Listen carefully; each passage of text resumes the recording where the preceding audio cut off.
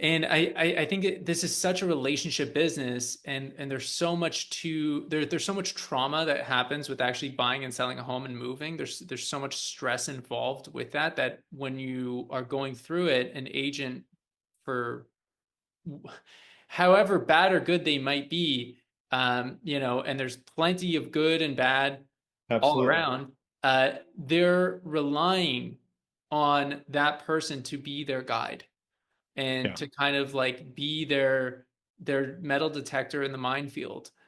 And everybody does that a little bit differently. Some people are very transactional. Some people only want help at a very, fundamental level that Hmm. is basic, write up an offer. I already know what I want to pay. Some Yeah. other people are much more, they like to talk things through, and they need a little bit more emotional support. Absolutely. And so like how do you how do you have that conversation? Like, let's say I wanted to transition out of the business and I kind of told you, like, hey, look, my clients and I have a very close relationship. My business is basically 95% referral at this point, repeat and referral. Um, and I kind of like baby the shit out of my clients because I love them to death and I treat them like gold and I roll out the red carpet for them, and they get like 56 touch points from me a year.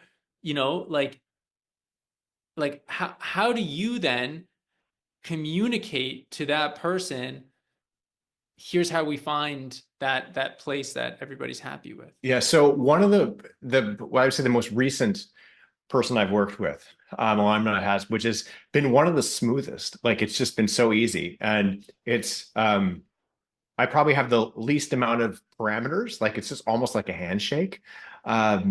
The way I handled it, I mean, I knew going in reputation, because I think if you work in a marketplace for a long time, we all know. I mean, Adam, you know the heavy hitters in your marketplace, right? Anybody's been around for, as long as you have or longer, you probably know their name and you know reputations. It doesn't mean that's who they are exactly, but you've got a sense of maybe who they are. And so this individual, when they contacted me, and it kind of just evolved that way.